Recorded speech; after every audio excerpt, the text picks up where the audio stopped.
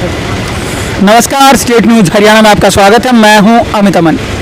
Corona काल में आपने देखा होगा कि जो योद्धा हमारे बोले जाते हैं, जिन्होंने कि पूरे कोरोना के अंदर जो काम किया, जो डॉक्टर्स की पूरी टीम रही, उसी टीम में से एक सदस्य आज हमारे साथ में मौजूद हैं, हरि सिंह जी, जो कि आप अगर इनसे बात करेंगे तो इनका जो अगर जज्बा है, उसको इतना ज़्यादा वो जज्बा है कि उसको सलाम करने का दिल करता है, क्योंकि इन्होंने कोरोना के अंदर बहुत ज़्यादा काम किया है। और पूरी ही टीम, अगर मैं सभी डॉक्टर्स के बारे में बात करूं तो उन्होंने इसी प्रकार से काम किया है, लेकिन उन्हीं में से योद्धा हमारे साथ में मौजूद हैं, तो इनसे भी हम बात करेंगे और इनसे हम जानने की कोशिश करेंगे कि आखिर ये कहाँ काम करते हैं और क्या क्या इन्होंने जो सेवाएं हैं वो दी हैं। सभी चीज़ों के बारे में आज हम जानेंगे, क्योंकि एक अलग मुहाने पर आज देश खड़ा है। तीसरी लहर का जो जिक्र है वो भी हो रहा है, क्या आएगी, क्या नहीं आएगी और क्या कुछ होने वाला है। अगर बच्चों की वैक्सीन की बात की जाए तो बच्चों की जो वैक्सीन है वो कब तक आने वाली है या नहीं आएगी, उसके ऊपर भी बहुत सी जो चर्चाएं हैं वो गर्म हैं। तो वो सभी चीज़ें जानने के लिए हरि सिंह जी हमारे साथ मौजूद। सर, सबसे पहले तो आपका हम स्वागत करते हैं अपने चैनल के ऊपर, और आप ये बताएं कि आप कहाँ पे काम करते हैं और अभी जो प्रोग्राम है वो क्या चल रही है। सबसे पहले तो लोकतंत्र की तीसरी आंख, मेरे खून के रिश्ते से बढ़कर मेरे अभिन्न मित्र स्टेट न्यूज़ हरियाणा के संचालक अमित जी को धन्यवाद। आज मैं मेरे नेटिव पैलेस राजस्थान जा रहा था, तो बीच में एक जगह आती है रेवाड़ी जंक्शन, जहाँ पे आपने मुझे एक साक्षात्कार आपके प्लेटफॉर्म पे आने का न्योता दिया। इसके लिए सबसे पहले दिल की गहराइयों से लोकतंत्र की तीसरी आंख, print media, electronics media, social media व समाचार पत्रों में आप लोगों ने मेरी बाइट के लिए अपना अभिच्छु समझा, इसके लिए आपका दिल की गहराइयों से धन्यवाद। मैं दिल्ली के सबसे बड़े हॉस्पिटल लोकनायक हॉस्पिटल मौलाना आज़ाद मेडिकल कॉलेज, जो 2500 बेडेड का कोविड सेंटर सबसे बड़ा बनाया गया, उसमें मैं सेवा देता हूं नर्सिंग अफसर के पद पे। तो कोरोना जैसी वैश्विक महामारी में हमने बहुत कुछ सेवा देने का मौका मिला। हमारे medical director doctor Suresh Kumar ji की आदर्श टीम के नेतृत्व में दिल्ली सरकार के साधन संसाधनों के पूर्ण पर्याप्त मात्रा में हमें सेवा देने का मौका मिला।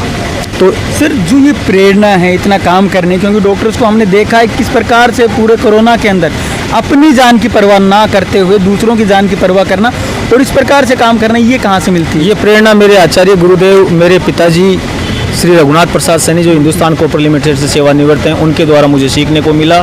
मेरा छोटा ब्रदर डॉक्टर राम मनोहर लोहिया में नर्सिंग अफसर है दिल्ली के अंदर। मेरी वाइफ राजस्थान सरकार में सेवाएं दे रही हैं। तो ये प्रेरणा मेरे माता पिता से मिली हमें सेवा देने का।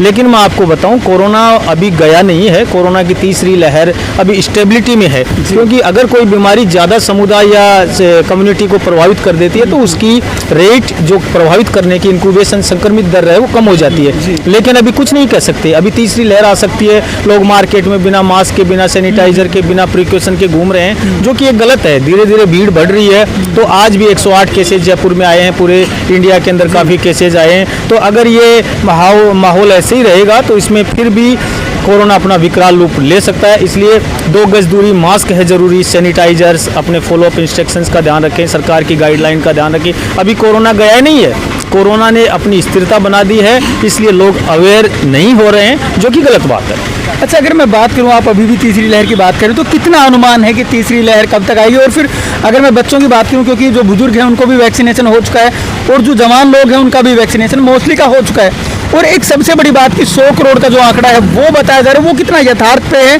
और अगली बात कि अगर जो बच्चों की वैक्सीन है वो कब तक आ सकती है? देखो अमित जी, आपका क्वेश्चन बहुत अच्छा है।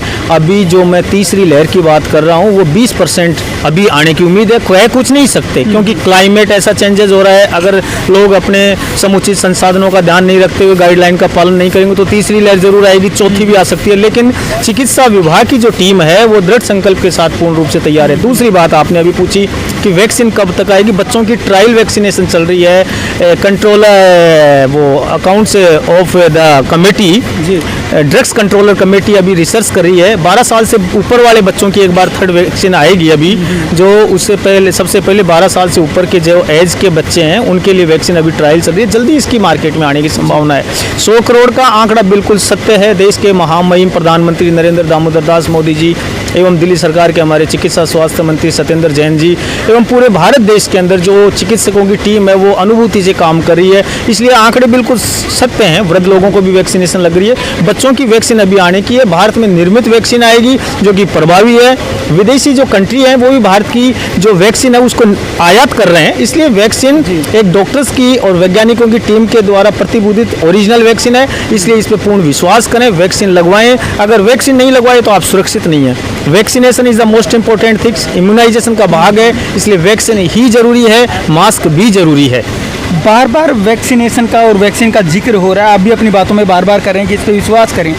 कितना विश्वास हम कर सकते हैं इस वैक्सीन के ऊपर, क्योंकि वैक्सीन से क्या इससे साइड इफेक्ट भी हो सकता है या क्या कुछ इससे हो सकता है? जो दर्शक हैं वो जानना चाहते हैं कि क्या वैक्सीन लेना अनिवार्य है, नहीं है, या फिर अगर हम बात करें कि बहुत से लोग इससे बीच में डरे हुए भी थे। और एक स्पेसिफिक अगर मैं कम्युनिटी की बात करूं तो वो तो आज भी पूरे तरीके से डरी हुई है। आज भी वैक्सीनेशन के नाम पे वो सोचते हैं पता नहीं तुम्हें क्या दवाई दे दी जाएगी, क्या तुम्हें नपुंसक बना दिया जाएगा या और कुछ उनके साथ हो सकता है। तो वो डर भी लोगों के अंदर बना हुआ है, तो वो कितना सत्य है? देखो, वैक्सीन के लिए घबराने की किसी तरह की आवश्यकता नहीं। नियमित अंतराल के बाद फर्स्ट डोज, उसके बाद नियमित अंतराल के बाद दूसरी वैक्सीन लें।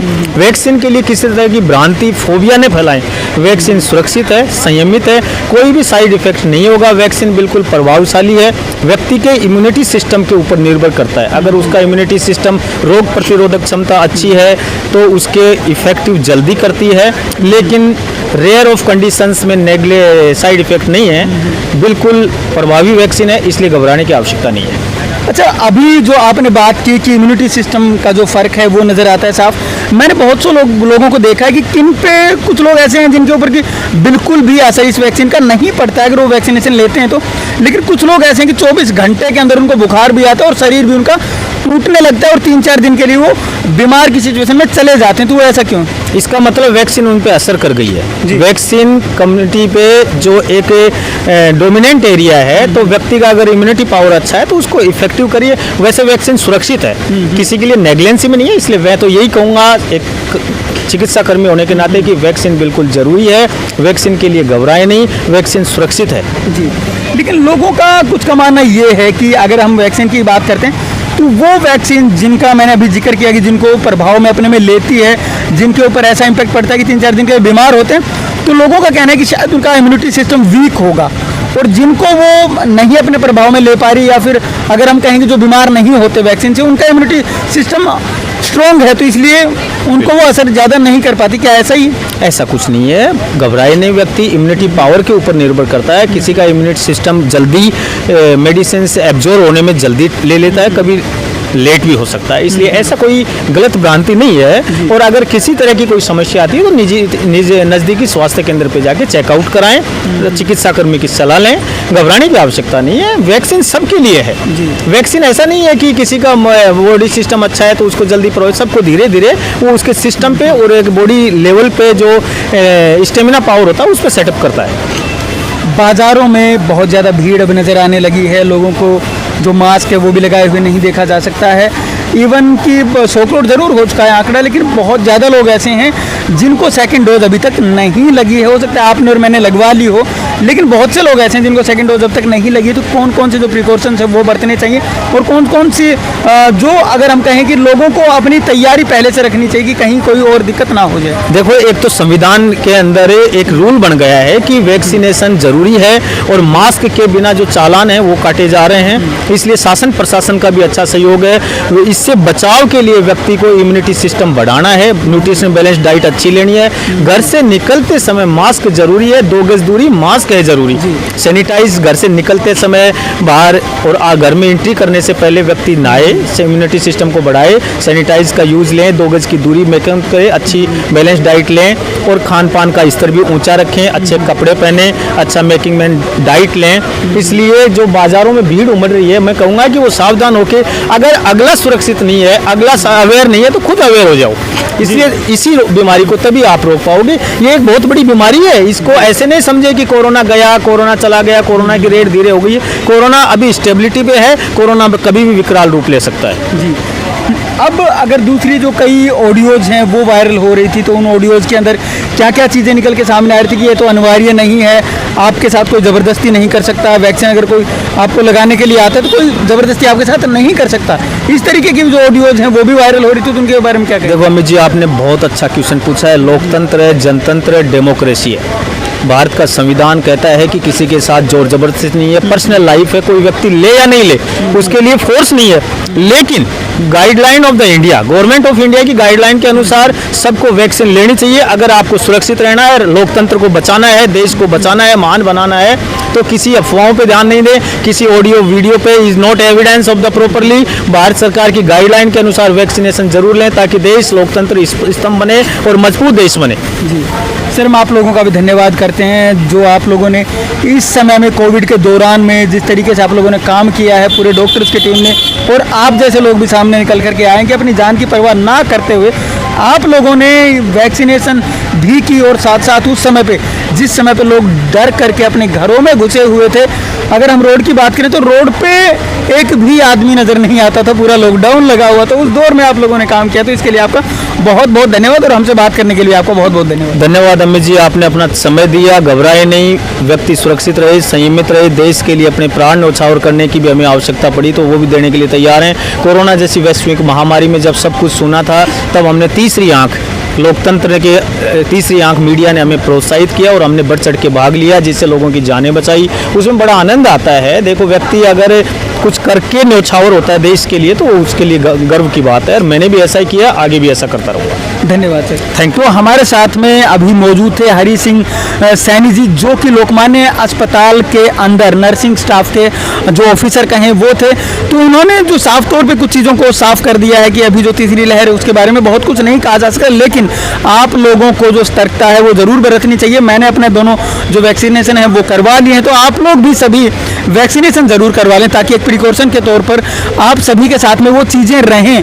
और ऐसे ही जो लोग हैं उनका हम बहुत बहुत धन्यवाद करते हैं। आप लोग भी जो अगर आपके आसपास में किसी की भी आप मदद कर सकते हैं तो ज़रूर आप मदद करें। नमस्कार, धन्यवाद, जय हिंद, जय भारत।